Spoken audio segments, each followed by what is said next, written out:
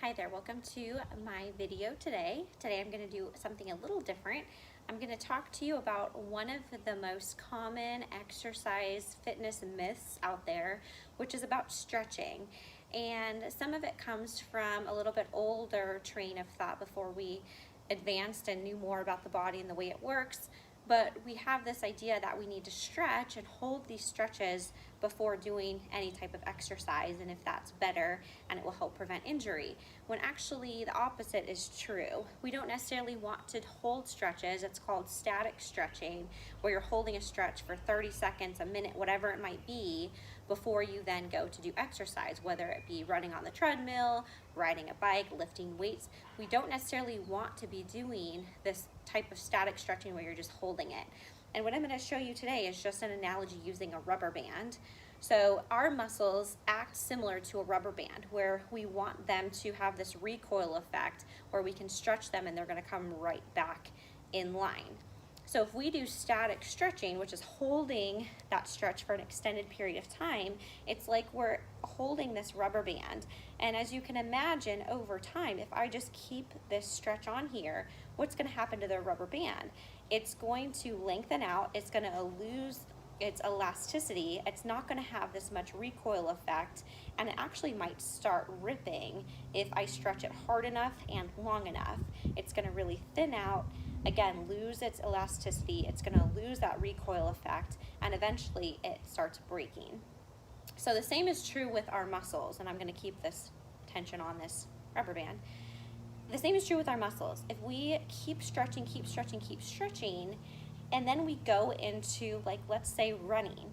If we are stretching, and we've loosened out our muscles to this type effect as this rubber band, and then we go to a running motion where we need the muscles to recoil to prevent injury, to slow our body down, that's really problematic, and that's where we can start seeing some hamstring type tears because the muscles are at that breaking point. They just need to be stretched a little bit longer and then they can start tearing. So I've stretched this band, and again, it has some recoil, it hasn't been fully stretched out, but you can imagine if that's what I'm doing to my muscles over time, it's going to start lengthening, they're going to start thinning out, and they lose that recoil effect. So what my advice for you today is, we don't want to do that static stretching before a workout. It's okay after the fact if your goal is flexibility.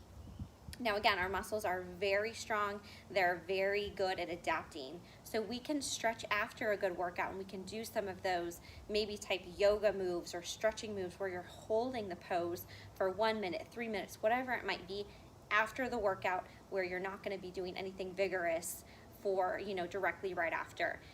So that is to improve your flexibility. That is to increase the lengthening of those muscles, which is a good thing. We want flexibility. We want to have that flexibility in our muscles to live our day, to do different exercises.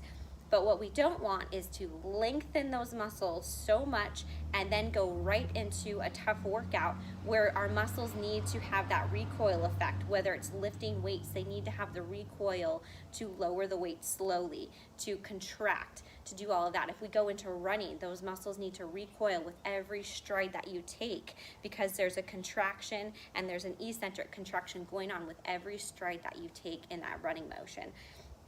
So what I'm going to show you today is a better way to warm up those muscles. Again, you don't want to just go lift a bunch of weights without doing any type of warm up. We do want to warm the body up. We want to get the muscles primed and ready. So what we want to do instead before a workout is a more dynamic type workout. And the goal of this is to mimic the motions you're going to be doing, whether it's lifting weights in the weight room or it's doing cardio, any type motions like that. So a dynamic warm-up is getting the muscles warmed up, you're getting the blood flow, and you're mimicking the muscles, mimicking the exercises that you're going to be working out for a safe, effective way to warm up. So I'm going to show you some good dynamic stretches to do.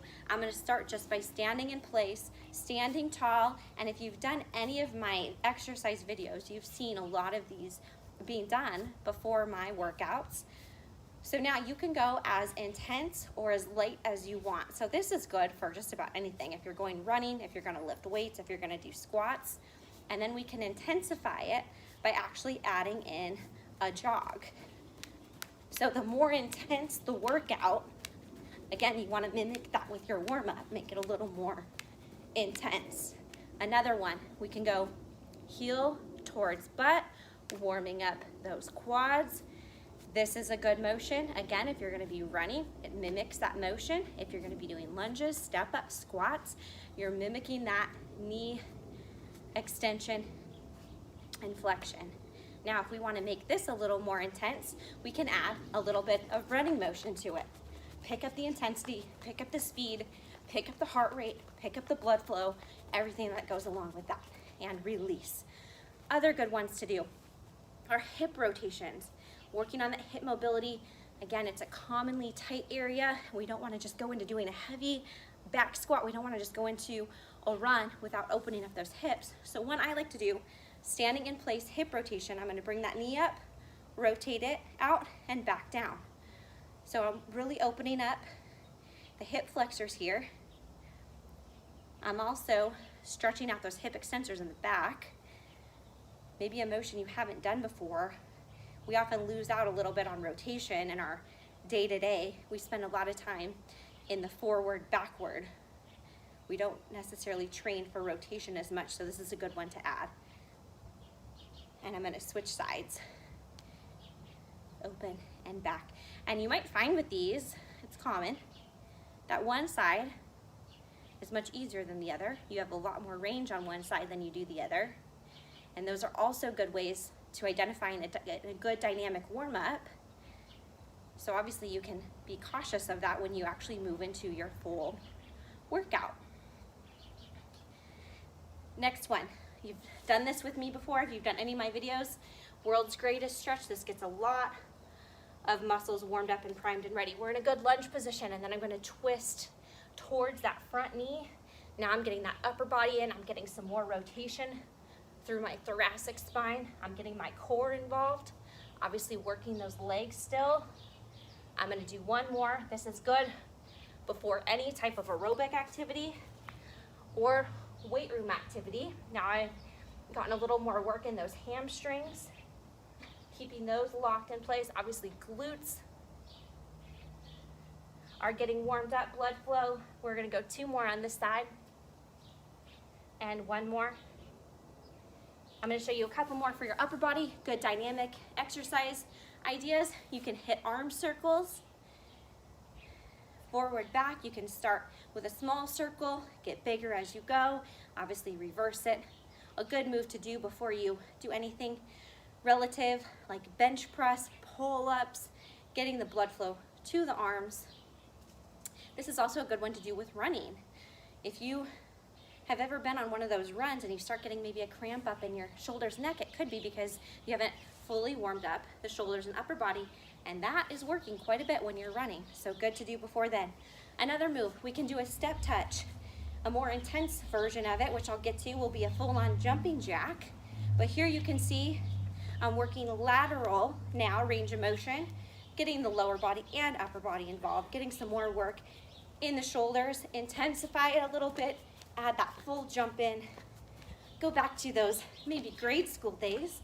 Used to do jumping jacks every day before PE. Couple more, get the heart rate up, and release. So those are some ideas. Instead of doing your static stretch, your holds, holding stretch for 30 seconds or longer, these dynamic moves, they still get your heart rate up, they get the blood flowing, they mimic moves you're going to be doing in the weight room. Better way to do a warm-up with the dynamic. You can do some of those static stretches after to then work on your flexibility. So I hope you learned something today. We're trying to bust the fitness myth about stretching before a workout. So I will see you next time with another video.